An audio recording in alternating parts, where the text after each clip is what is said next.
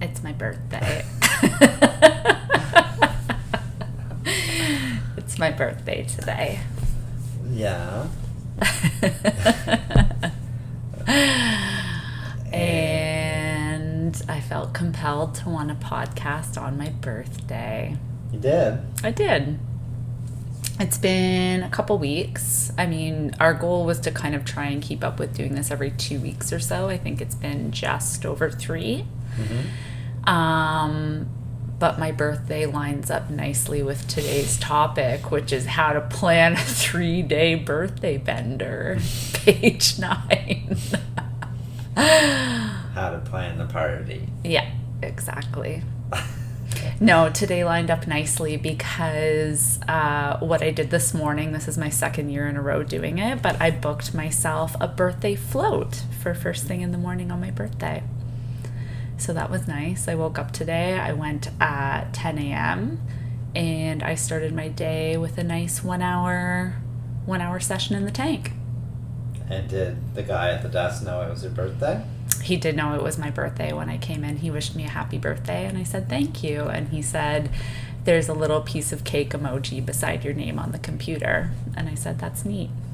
And then I went into my room. Yeah. Uh-huh. And you're 36 years young. 36 years young today. Mm-hmm. No, but in all seriousness, we were talking about doing an episode on meditation at some point. Like we always kind of have a live doc list of topics and notes and stuff like that on our Google Drive. So meditation was in the last 2. And I was like, you know what? I actually had a good session today and it feels like an appropriate time to talk about this particular topic on my birthday. So here we are.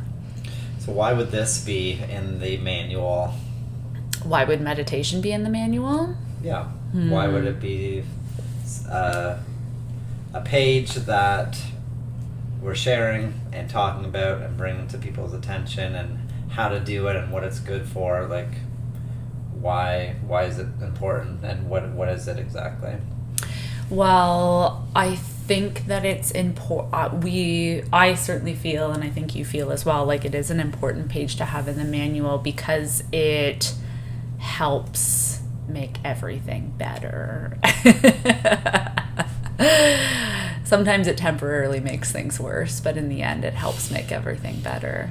In terms of what is it, I mean, I can tell you what it is to me and how I sort of set myself up to do it. But interestingly, if you look at any type of like scientific research, I feel like meditation, a lot of it is going, if you ask somebody to describe it or how they do it or why they do it, there's like a very philosophical background to it.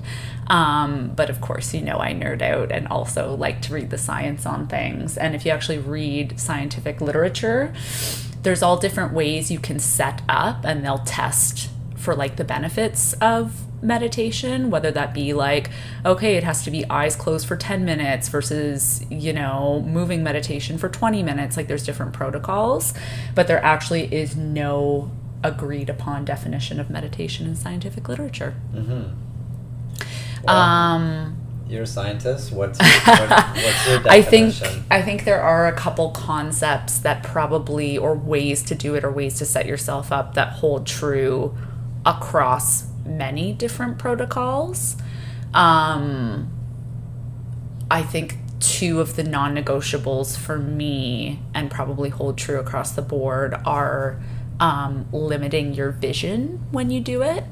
So, for example, today, like I did it in the float tank where it was like completely dark, so there's no visual stimuli or input. Mm-hmm. But even when I do it at home, I always put like an eye mask over my eyes to block out vision. So I think blocking out senses, and particularly vision, is important when you're setting it up.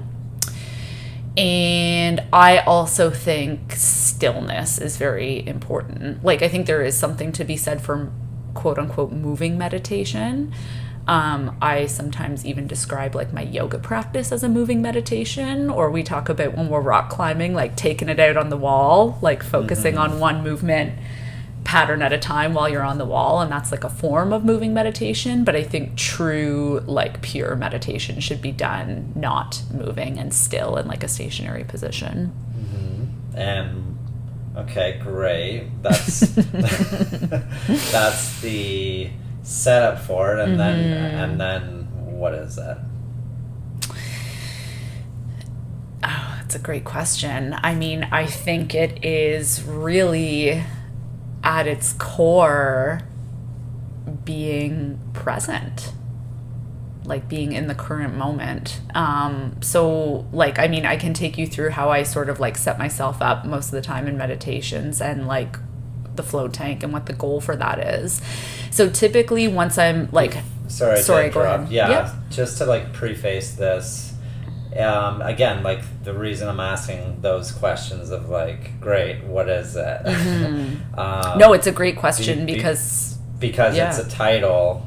Right. Where like when we talked about like the emotional or like relationship and knowing like your romantic relationship resources and having like titles of like love languages or Meadow Report or 6 Human Needs or these subject matters, alignment. Yeah, and it's like, okay, meditation, and then literally it's like what is it? What do you mean?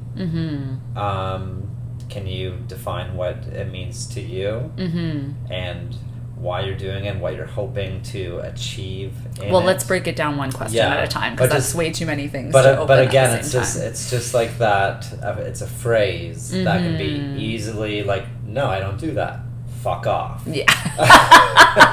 You know, like literally, it's like you meditate. The response I get. You know, it's like saying, "Do you exercise?" And someone being like, "Yes," and it's like, okay, well, that's all we know now. Or someone being like, "No, I don't like exercise." It's like, because in their brain, they're like, "No, I don't like going to the gym and running on the treadmill," because that's all they think of exercise. So you actually have to break it down. Good point. Because that's very important. Yeah. Okay, well, my perception, what I think meditation, maybe I'll answer and then you can answer your version of it as well. But what I think it is being aware of and coming back to the present moment.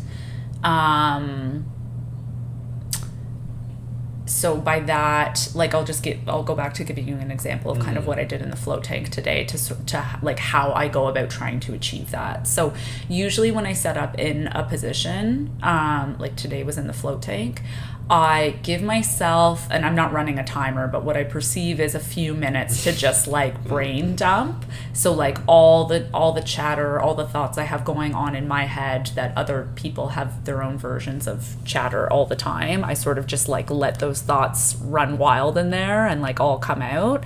So it can range from anything of like a to-do list of just like, okay, when I leave the float tank today, I got to go grocery shopping, and then I got to make sure I call this person, and I got this appointment at this time, and that like the laundry list of things I have to get through in a day is usually something that comes out in that like brain dump time.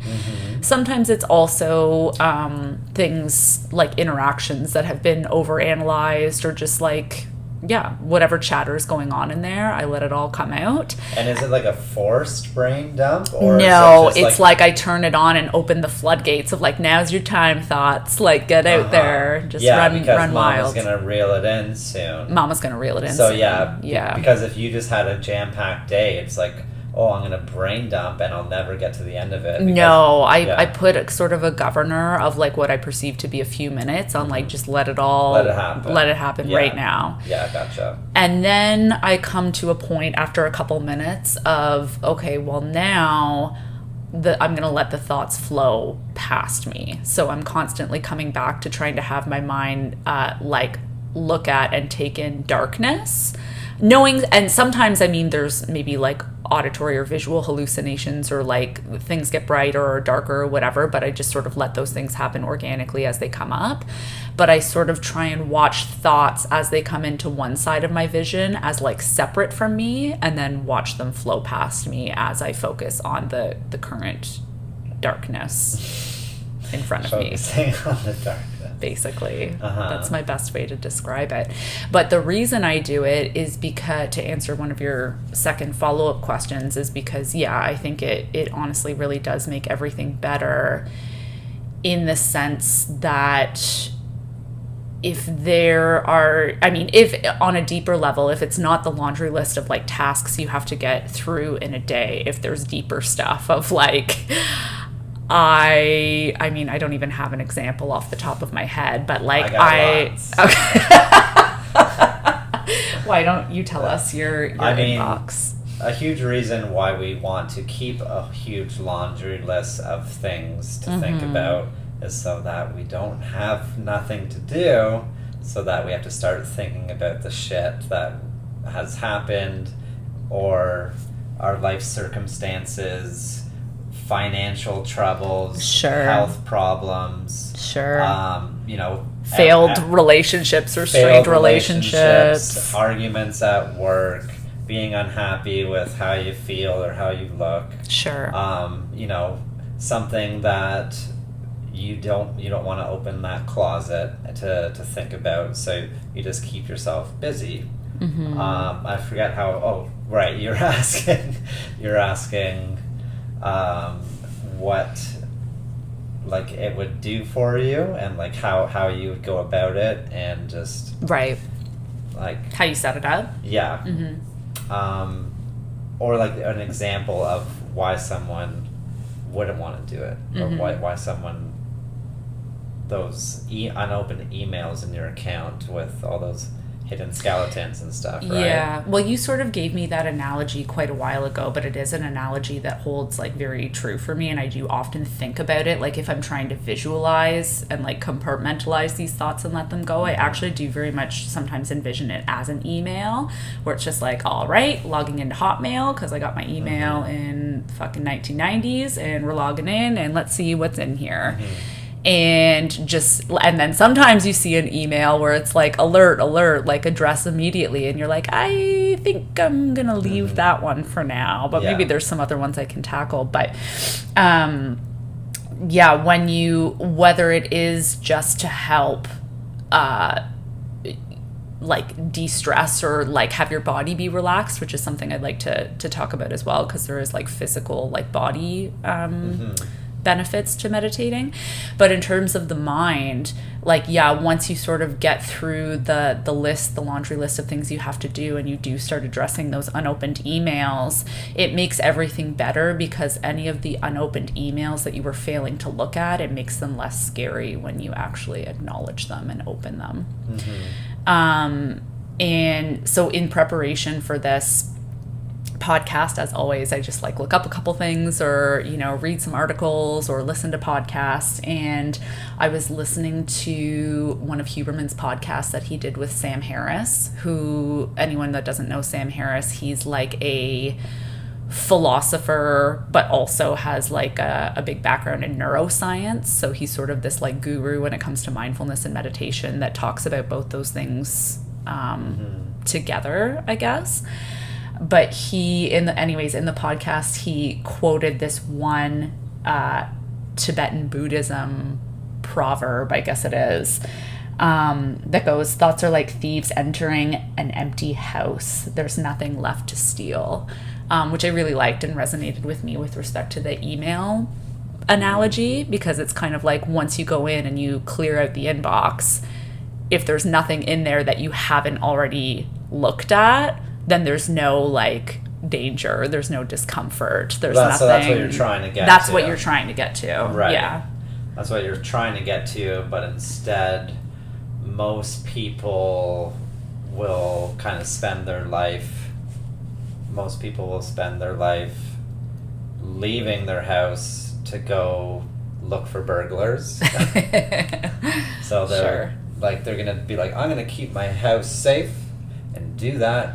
I'm going to leave it and go look for burglars. And that's kind of like the constantly staying busy, constantly thinking about what could possibly happen. And it's like, well, bad shit's going to happen because you're leaving it unattended. There's newspapers piling up on the porch, the grass is getting long, and you're like, I'm looking for the bad people, and so my house must be safe. It's like, no, your house has been foreclosed upon, and there's squatters. There's raccoons. There's squatters in it. So meditation, kind of a crappy analogy, but like returning to your house, and clearing it out. Mm-hmm. And then when those thieves do come in, there's nothing for them to steal. All your money is digital. Or like, you know. Yeah. So you set yourself up, you focus on darkness. Yeah. And your breath is the pace car. Your breath is kind of the metronome. Yeah, the breath is usually the pace car. I like to, generally I'll use a 4 to 5 count box breathing mechanism to get myself started. So once I like settle in, I like to do 10 good breaths of like 4 to 5 in, 4 to 5 hold, 4 to 5 out, 4 to 5 hold. And I find if I do that 10 times, it's sort of like a nice grounding to just sort of settle into myself, I suppose. Yeah. To settle into the environment. And then from there, I mean, from there, what I've learned over time from there, the practice is knowing that you will get distracted. If you're sitting, it doesn't matter, like the float is for an hour, but generally when I do it at home, it's like 20 to 25 minutes. It doesn't matter if it's an hour or if it's 10 minutes. You will probably get distracted from the first time you become like intentional within the first 30 seconds, I would say. So I think when I first started this practice, I would get frustrated with myself if I came out of it, or if I noticed I was distracted a bunch during a session. I would be like, oh, I suck at meditation. Like I couldn't do it today. It was an unsuccessful day. But what I've learned over time is I've honed the skill of actually knowing when I've been distracted, and then it's a practice to not attaching any kind of feeling around it, but just coming back to that darkness or the present. Yeah. Again, that kind of exercise comparison. It's a practice. It's that an exercise comparison. It's like, yeah, when you first start working out, you're going to be like, God damn it, why did I let myself get to this place? Or this hurts, I don't like this, damn it, I hate it, I don't like how I look. I think I hear the doorbell. This is hard, like, shit. And then the same thing with meditation. It's like, of course. That's, like, when you're having a hard time with it, when you don't want to do it, that's when you need it the most. Then that's what sitting still and breathing is that's my definition. Why don't you tell me your definition and how you like to set up and what you hope to achieve by meditating? Well, like I was talking about maybe like 5-6 minutes ago, just of when we talked about, I think in page 6, of those titles and phrases of things, and meditation is one of those things.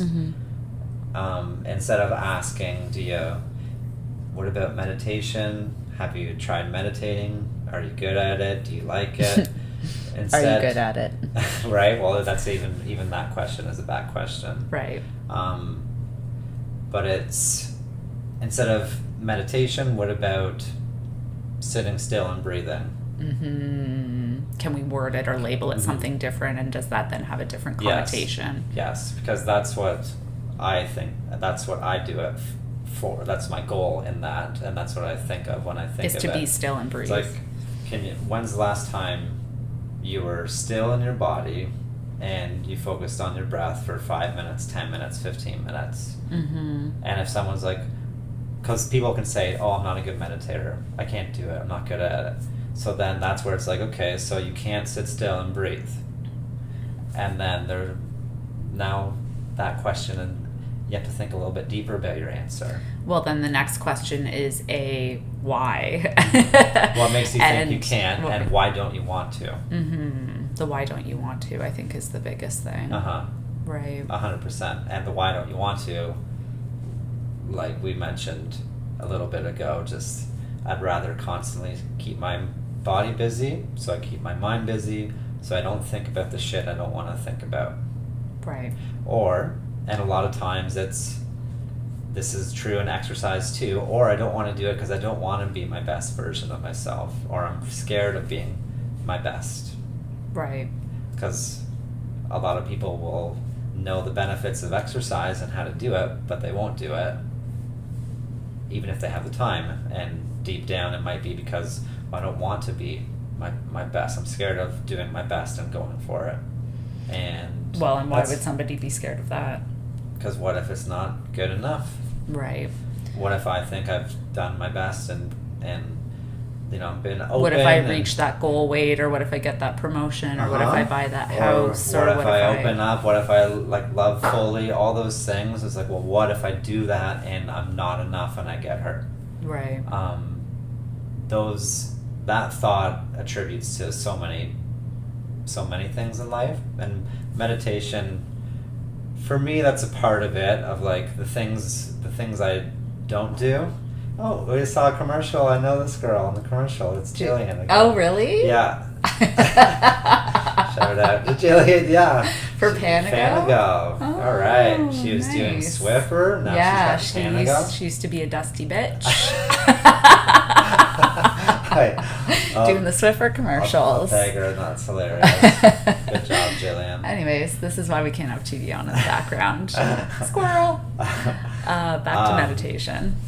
But yes, that's why we need meditation too. It improves our concentration, mm-hmm. right? But just like the not doing something because you don't maybe want to like do your absolute best and be your best, and you hold yourself back a bit, even though deep down you know it's exactly what you need. Mm-hmm. Like people with stretching, flexibility, people with certain little blind spots in their eating. Mm-hmm. And for me, like meditation's a big one. It's like I know I'm feeling my best and doing my best when I'm meditating more, I'm focusing on my breath more, I'm doing more breathing exercises, but I'll go through phases where I you don't want to do it or avoid it. Mm-hmm. Mm-hmm. The avoidance. Yeah. Sweet, sweet avoidance. Yeah. Sorry, I lost my train of thought there for a second. I was going to talk about how I think about like meditation, what I think it is, mm-hmm. and just how to describe it. And sitting still and breathing is what I attribute it to, mm-hmm. or attribute it for. And to carry on from last page, which was alignment in the body and static back and all that good stuff, you would get in that position and you would cover your eyes and you'd set your phone timer for 15 minutes or 20 minutes just out of arm's reach. You'd have some spa playlists going on Spotify, or maybe there's a couple songs that you just know are great.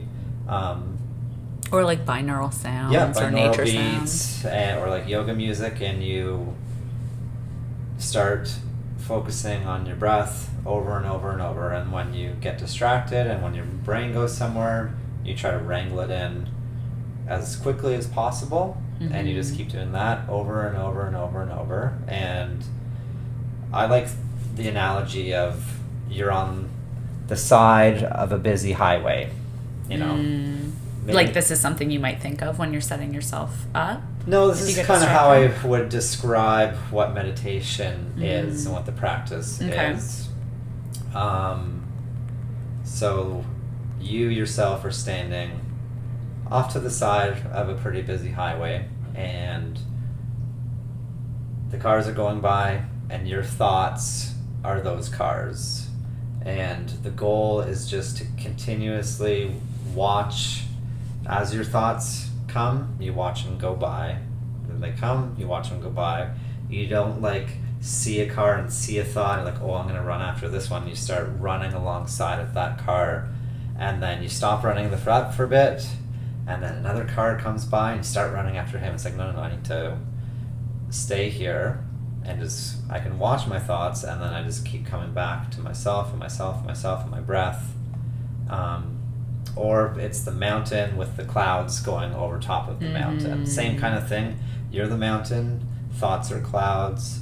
They're coming, they're gonna get like, pierced on one of like the peaks of the mountain. It kind of rips apart, and then the cloud goes by, and you just come back to yourself using your breath over and over and over. And that's the whole process. The whole process is your thoughts coming to you and you returning to your breath without running and chasing those thoughts. And as you open up those emails, as you go through those emails and you start getting, more and more understanding and peace, like with your life and where you're at, then you feel like you probably are getting better and better at meditating, which is really just you're cleaning out the pipes, you're cleaning out the closet, you're doing the work by just sitting still and breathing. And then that's where you'll start to reach, like, oh, I meditated today, I felt enlightened, I felt like I returned to myself, I felt like I came back to myself and not just all the external distractions pulling, like who I am, pulling self. me. Yeah. Couple points just about some of the things you just said, but I liked how you sort of related it back to the previous episode we did, which was on just body awareness and alignment and eliminating chronic pain, because I think it's interesting that while you're in these alignment positions, you can do meditation, but also separately alignment or stretching and meditation are probably the things with one's wellness practice that they avoid the most. Yeah, of course. Because if you're so limited on time, right, you're like, I've only got 45 minutes a day and I need to get results and I need to burn calories and I need to whatever meet this PR or PB, sorry, like I don't have time for the slowing down because it has to be go, go, go. But interestingly, I don't know, I'm sure there is some science to back this up, but for myself personally and anecdotally, I am always able to lift way more, to like operate faster, to be at my, like premium gas level when I take a day or two before those lifts to just stretch and like align. And I think the same way, if you were, meditation is probably, I don't know, I think something that just should be done regularly for life, but certainly like just life to improve your day to day. But like if you were somebody who wanted to like take it up in preparation for a job interview, a big life change, like some sort of big event, I think it's so easy before a big life event like that to be like, I gotta work, or a big exam, right? I gotta study, I gotta work, I gotta prepare, I gotta do this, I gotta do that. But if you do the work in advance and then spend some time to just let it like simmer in and like acknowledge some of those fears that maybe you do have from that big changing life event, the life event in and of itself will also go much better. So I just find it's interesting how those things, A, you can do it together and kill two birds with one stone, but B, they're probably also the things that create the most like resistance to doing. And part of the resistance, I think, for doing the meditation is, again, because it's uncomfortable, like where you're sort of like, I don't know what I'm going to find in there. I don't really know if I want to think about my, I hate to use the word like trauma, but I don't know if I want to acknowledge my, this discontent with myself or this family relationship or this thing glaring at me that I know I need to address, but I just keep pushing it down and not wanting to do it. But once you just, okay, fine, once you just give in and acknowledge it, it immediately takes away all the power of whatever that resistance was, just the ability to sit and look at it and sit with it without having to change it either, right? I think that's the thing, is we don't have to go into meditation with like, I want to heal my anxiety. I want to heal my depression. I need to fix my controlling tendencies. I need to, like, the practice of meditation, I don't think is necessarily has to be to change anything, like to go in there with the intention of like, I'm going to heal this thing in here today. But just as you acknowledge the things that you resist, just your awareness of them creates the healing in and of itself, because you no longer are scared of them. And then, you're no longer scared of them. It takes the power out of them. But also if you, once you acknowledge it, I guess I don't have a better way for saying it. It just, it just strips the power away from the scary thought to begin with. Yeah. The paper tiger, right? Make him look scary. And then once you actually touch it and get up close, it's like, oh, this thing's just, I'm blowing up in my mind. Right. It's important to, like, how do you sell people on the phrase meditation, how do you sell people on sitting still and breathing? How is that going to possibly make anything better? How would being still and doing nothing make me more productive when I could be using this time to do something else? Right. How could this make me, more at peace when I do it all? I think about it is the most terrible things. Well, all those things are already bouncing around in your head. They're already in your subconscious.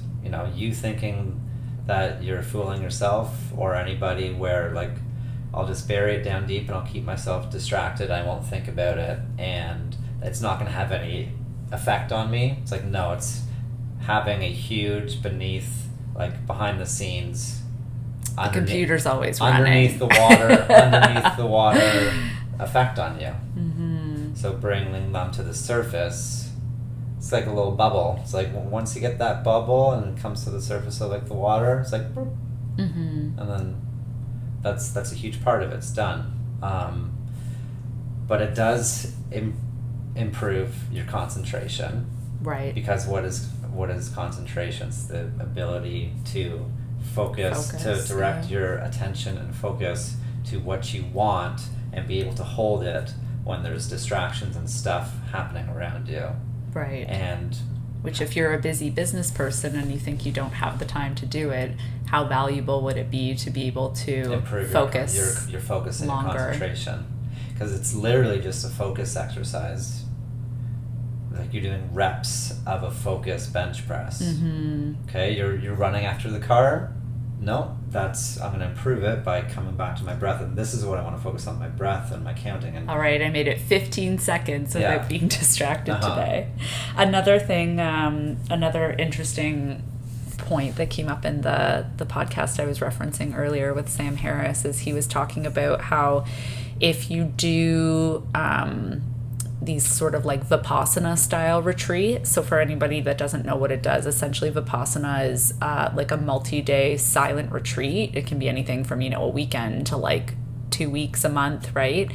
Where literally you're just, my understanding of it anyways, is just sitting in or going about your day in silence. So not communicating with anybody, obviously no phones, no technology, and you're just sort of like sitting alone with your own thoughts. But if you ask, generally speaking, from I guess studies they've done, if you take a poll or you do a questionnaire or take some, get some feedback on somebody and their perception of concentration at the start of a Vipassana retreat, they way overestimate their ability to focus.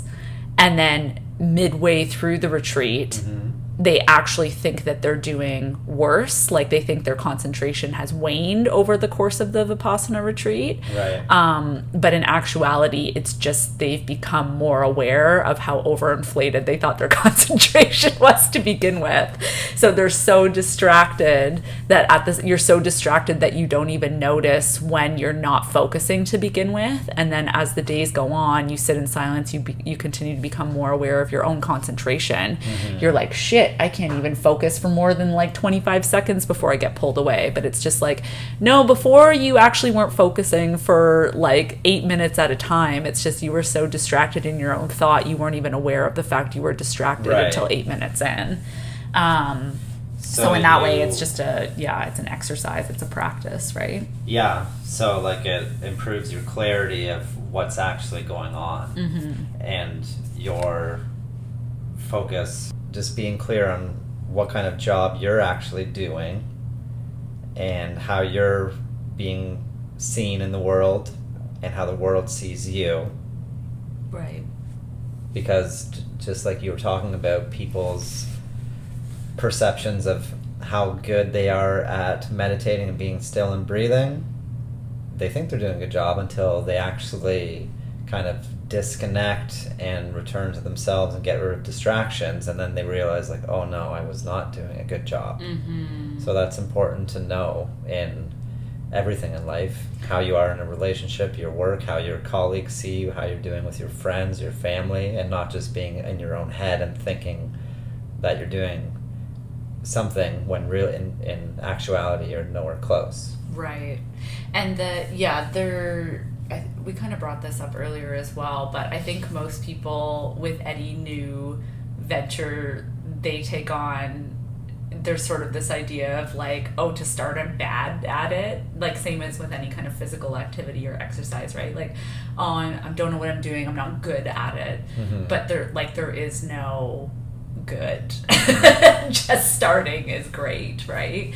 Just wanting to take the ownership to become more present and aware is great. And I mean, for that, I would again compare it to something physical. Like if you want to start deadlifting, you're not going in and doing 300 with amazing form up front, right? Like it's a tedious sort of long game of I have to learn the technique and I have to make them open and stretched enough, and then I have to work up with the weight for, I mean, maybe there's some big brute men that can do that, I don't know, maybe that's not a good example, but I think for the most part it's something that takes time. And so yeah, I guess how we talked about a couple points already, but if you are interested in meditating and you want to start, so we talked about like covering the eyes, getting into a stationary position, whether that's something we talked about last time, like static back.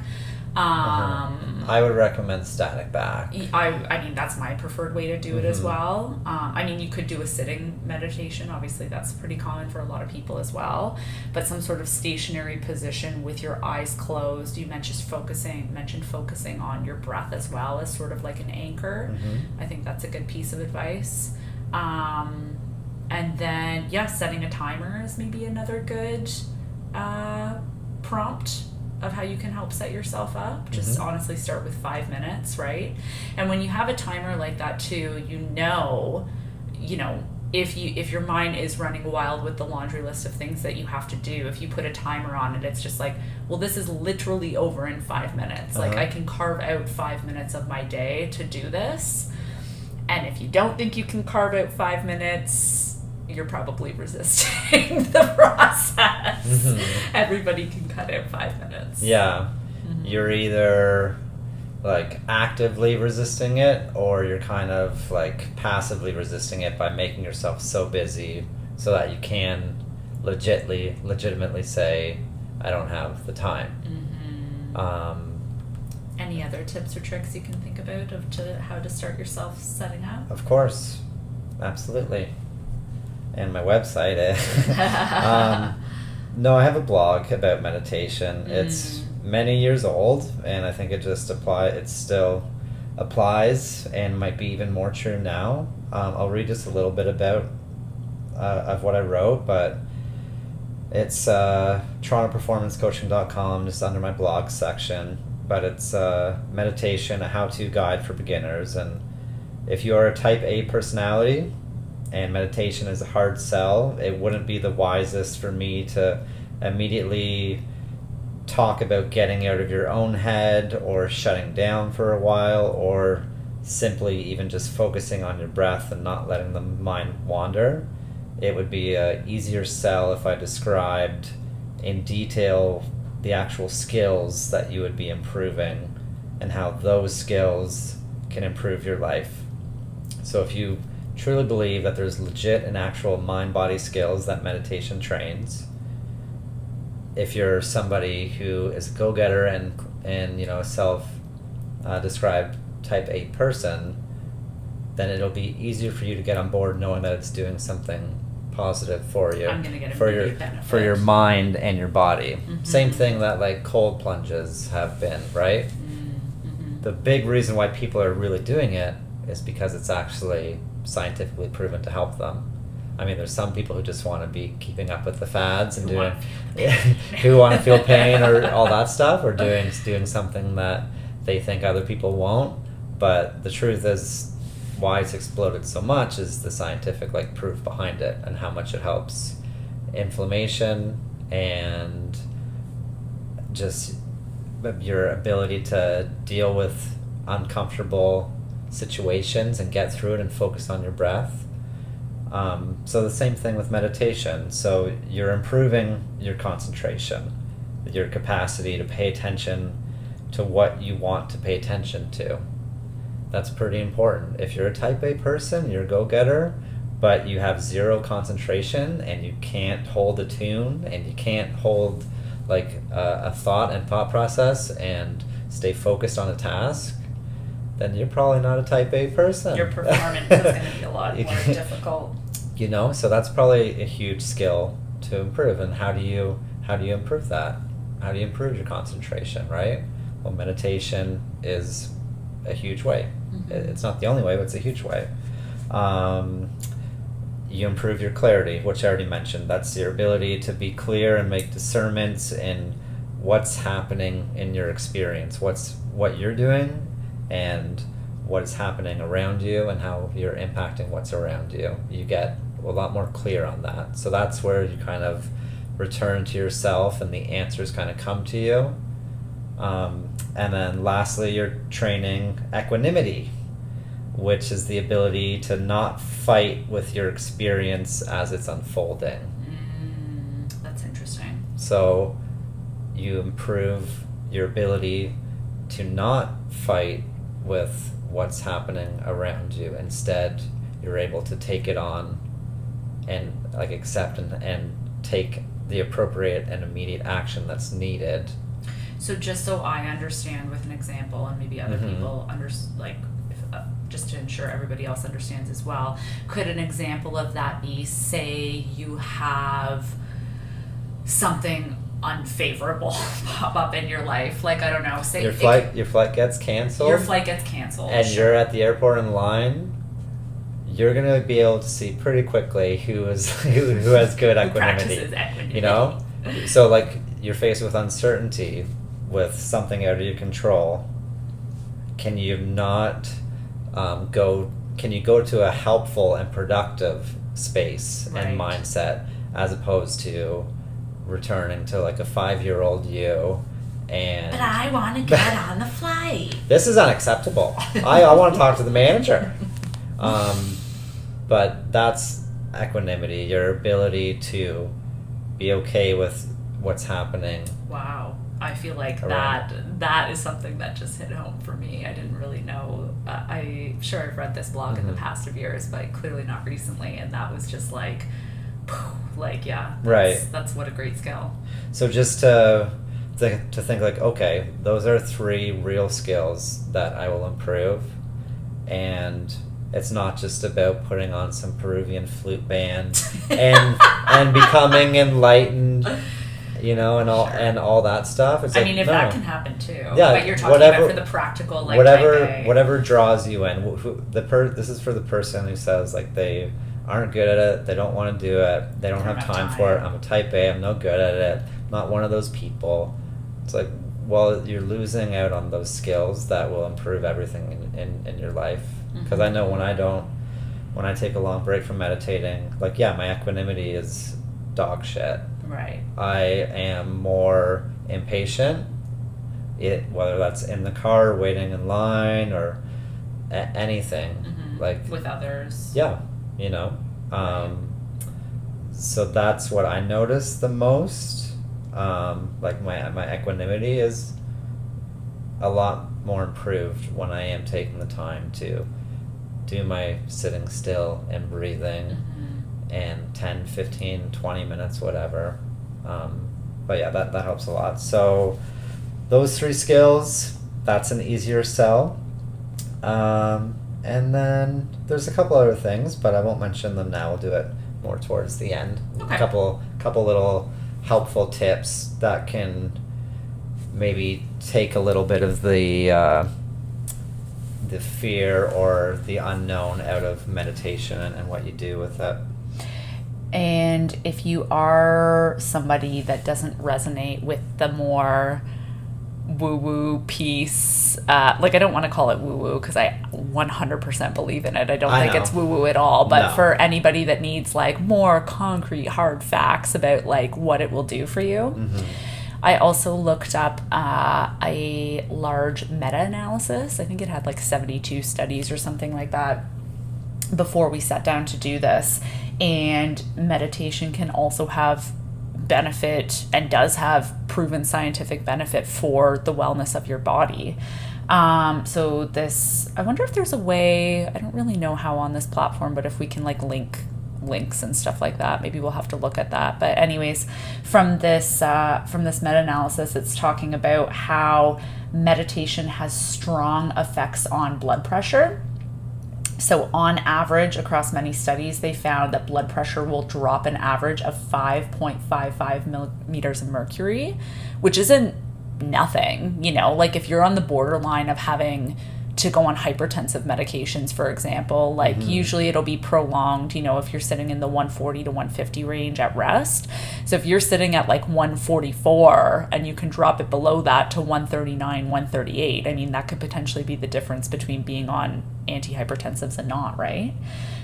There was even one study that showed a drop by 9 millimeters of mercury of your systolic blood pressure. That's huge.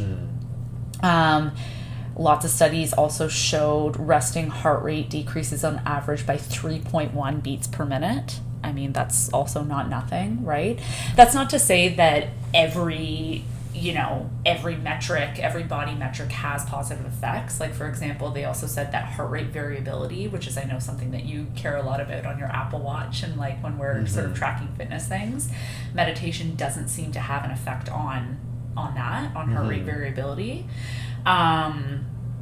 But I think a lot of the time, just another metric, I think a lot of the time when we think about like stress, not so much emotional stress, but like physical stress on the body, we also think about inflammation. And they have done a couple studies where they've actually looked at inflammatory protein markers in the blood after doing various protocols of meditation. Again, different time intervals, different, you know, types of meditation or ways to set it up. But some studies have found a small effect size decrease in something called C-reactive protein. C-reactive protein, or CRP, is basically a byproduct, or it's produced when inflammatory cytokines are in the body. So when you have these inflammatory proteins or inflammatory cytokines, this measurement is sort of a byproduct of that. So it's not directly related to inflammation. Other studies showed no effect at all, but hey, if I can decrease inflammation in my body while also decreasing my blood pressure and heart rate, while also being more effective at my job, while also being more patient with my family and friends, like that sounds like a pretty good deal to me. While also lowering your cortisol. Yeah. While also replenishing your dopamine, your base level of dopamine, like the non-sleep deep rest or like yoga nidra, or like when we're doing it in a static back and doing breathing exercises while also and opening stuff. your psoas. Right. So that's where it's like, no, we're not only getting two birds with one stone. You're getting the whole flock. You're like wiping out. You're wiping out the mama bird, the dada bird, grandpa bird, little all ducklings. All the extinct dodos are all gone. you're getting all of them. So again, it doesn't have to be the I don't want to get like fit to like chase the enlightened train and the like the all that stuff. Although it's like chanting is great too. Yeah, chanting, the Santa of the universe. That's a great thing. All that stuff is great, but if you're not gonna be buying into that, everything we just listed, and that's hard cold science, baby. Yeah, how it improves your mind and body skills, and what it does for your physiology, and for your body, and your cardiovascular system and everything, right? So there's more, and there's going to be more and more science coming out. It is coming out all the time. And this is like one of the most underfunded things on planet Earth, because there's no money in it, right? So it's all free. There's not going to be a lot of huge Big Pharma isn't going to be doing studies on meditation, I'll tell you that much. No. So if this pod's sponsored by lorazepam. Yeah, so by Ozempic. Yeah, everything's by Ozempic. But yeah, like lots of, again, whether you buy it into it for the physical, the spiritual, the emotional, the psychological, all of the above, there are benefits in there for all of those things. And it can be for, as simple as taking 10 minutes out of your day to just practice coming back to yourself and to presentness, right? Yeah. Sort of a little off track from that, but one other thing I did want to discuss, because you and I both, I feel like for both of us, when we described meditation, at least at some point in our meditative practice, there's this idea of separating yourself from your thoughts. Like you had kind of described the mountains, the clouds going by. I sort of described it as like laying there focusing on darkness, letting thoughts visually like go past my mind as I try and focus on that. I think another interesting sort of concept to discuss when we talk about meditation is this idea of duality, meaning that I think pretty much everybody, unless you're, I don't know, you practice this for many hours a day, every day or something like that, but most of us see, like, we have this ability to separate, or we view ourselves separate, the self and the body.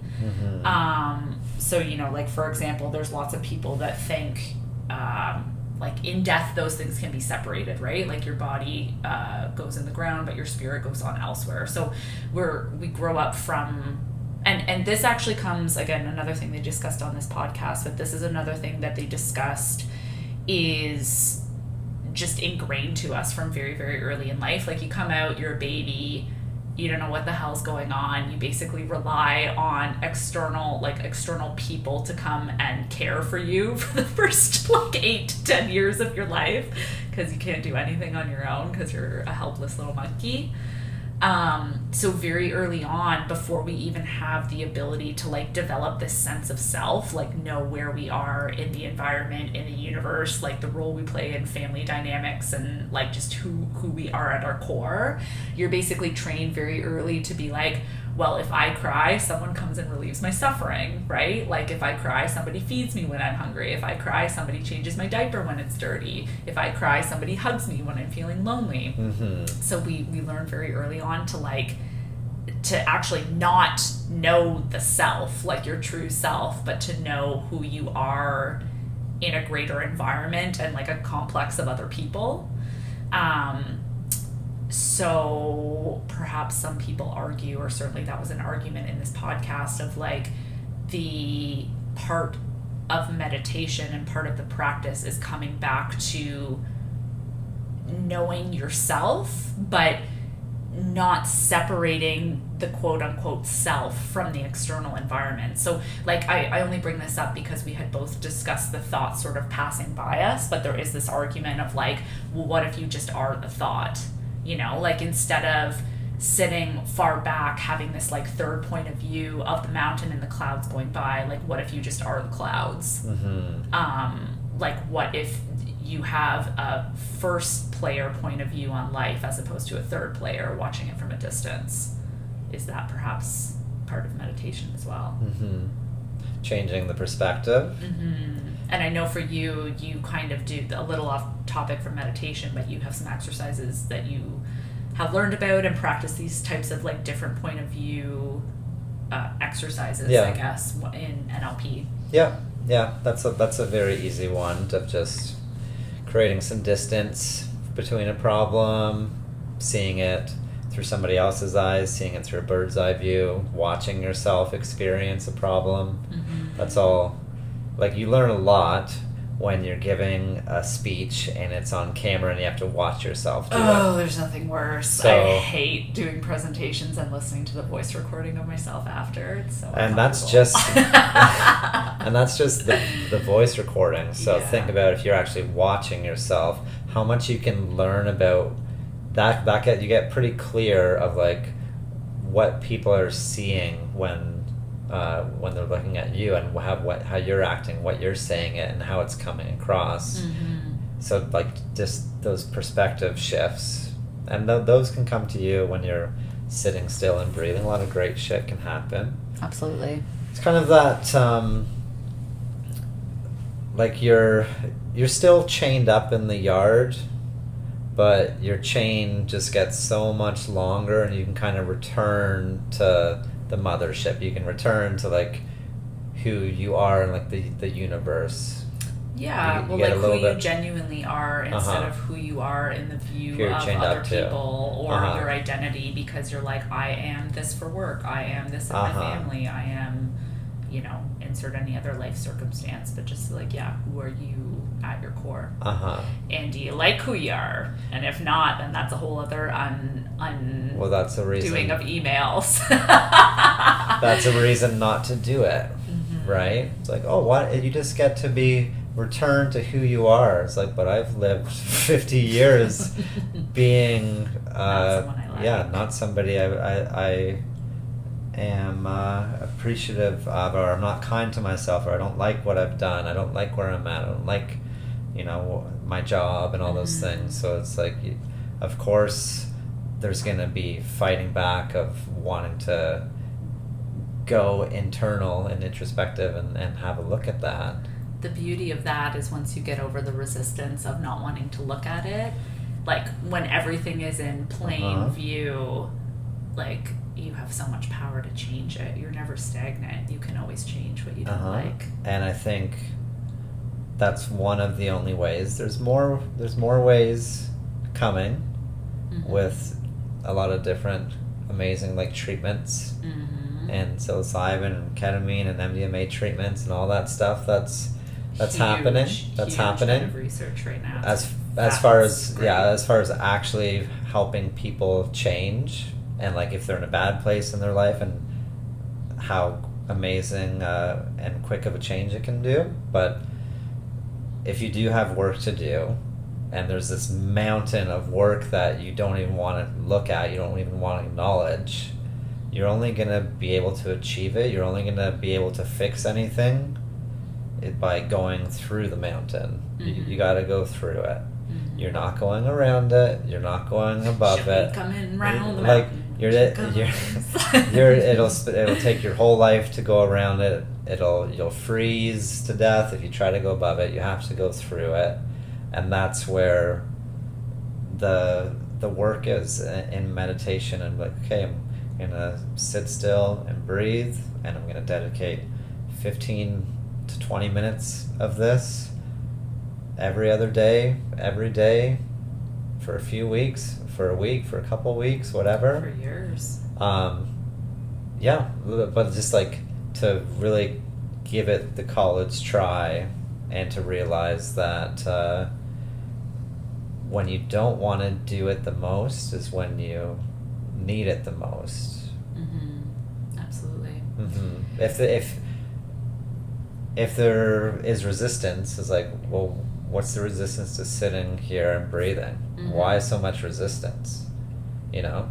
If you weren't gay, you should have no problem looking at this picture with me. You wouldn't be so angry about gay marriage or whatever unless you were secretly gay and you were, closeted and hated yourself and wanted to take it out on others, like all those kinds of things. Right. So that's not the best example, but I know it happens. It happens so much where it's like there's something about that boy I don't like in me. Famous Dr. Phil quote. Yeah. Who knew Dr. Phil was so deep? There's something about that boy I don't like in me. Well, I'm happy to report that when I went into the float tank today, I liked who was in there. Yeah. So that's nice. But yeah, anyways, I mean, maybe just to review and wrap up, unless there's anything else you want to add. So benefits of meditation, we talked about a bunch of the physiological, like biology, body benefits, as well as a bunch of the mental, spiritual, emotional benefits. It becomes less scary the more you do it. Once you just give in, and like immediately taking away the resistance just opens things into plain view that don't have to be scary anymore. Yeah. And in terms of actual like physical setup, probably covering your eyes and setting a timer so that you know when it's going to end, and there's like a finite period of time to start, and limiting movement. Yeah, there's so many great ways to set it up. Yeah, you can sit cross-legged a lot of people aren't comfortable sitting cross-legged, and when they do it, all they can think about is like their body and the stretch. Yeah. Um, Because their hips are uncomfortable. Right. Which then that's why you got to go back to the alignment at age 8. Right. So if you are going to take a bath and you're like, okay, it's bath night, use hot water and bubbles and music and Make it wine, enjoyable. all that good stuff. So like same thing with meditation. Like you don't have to, it doesn't have to be awful and terrible. You don't have to sit in a position that's not comfy. You can put your earbuds in, listen to some nice spa music or white noise or whatever, kind of binaural music Mm-hmm. you have. Getting into that static back, covering your eyes, having gravity help your body while you help your Gravity's mind. free, y'all. Uh-huh. Use it. And shutting off your body. Mm-hmm. Diaphragmatic breathing with your diaphragm. You'll notice when thoughts come to you and you start running after those cars again, there's going to be parts in your body and your muscles that tighten up as well. Your breathing is going to start getting more shallow. Your diaphragm isn't going to be expanding. Your jaw, my God, your jaw. Oh, yeah. Let your jaw slide forward and down. And you're basically trying to see if you can shut off the muscles in your body other than your diaphragm. Your diaphragm's going to be working, but can you breathe without engaging any other muscles? And just returning to your breath as often as possible and trying to like string together that time. It's like, okay, I made it 15 seconds where I felt like I was getting more and more like untethered. I was returning to myself.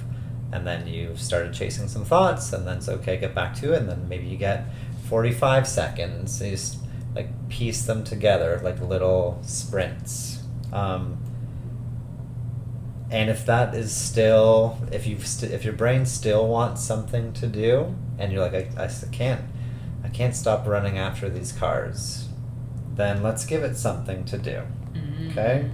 So the alphabet game. Oh, this is great. Yeah. So let's say to sleep sometimes. Yeah, it's great to help people sleep as well. But if your brain is just constantly going down that rabbit hole, and you're like, can't there be an easier way? Well, this. Wow. Yeah, so let's give it something to do that will end up relaxing it. When somebody's freaking out and you tell them to relax. Just relax, would ya? Sure way to get somebody to not relax. Right? Yeah, that's how Jenna scarred me. Yeah. But it doesn't work, right? You wake up at 4 a.m. and you're like upset that you woke up early and you're gonna have to wake up in an hour, so you have a hard time getting back to sleep. It's that same kind of thing of like, well, let's not just tell you to relax, but let's give your brain something to do. So the alphabet game, you're in that static back, you got some meditation music on, something's over your eyes, but your brain's still going. So this is what you do. You think of a word that starts with the letter A, and it's at least 5 letters long, and there's no duplicate letters. None of the letters repeat themselves. There's not 2 E's in it. There's not 2 C's. So it could be like apple, for example. Correct. Because there's 2 P's. Yeah. Mm-hmm. So an example would be alive. Sure. ALIVE. That's at least 5. None of those are duplicates. And you're not just taking a 4-letter word and adding an S to it. Okay? Or a Y. You damn cheaters. So many people, your brain's going to be like, graves and places or like whatever. Yeah, like you're just going to start. You can't just pluralize things, okay? You don't get to do that. Unless it's like a legit word that ends with an S, which I can't think of right now, So it's at least 5 letters long and none of the letters repeat themselves. So then you go on to B. So an example would be bravo, BRAVO. That's at least 5. It can be more than 5, but none of the letters repeat, and you're not just adding an S. Then you go on to C, and then you keep going, And by the time you're getting to like I's and J's and K's, your brain is going to start to have to work a little bit, and now you've given it something to do that will end up relaxing it. You won't be chasing the focused. You won't be chasing the rabbit down into like, you know, the terrible holes of what happens if this happens and that happens. I still have to do this and that person. So you give it something to do that ends up relaxing it.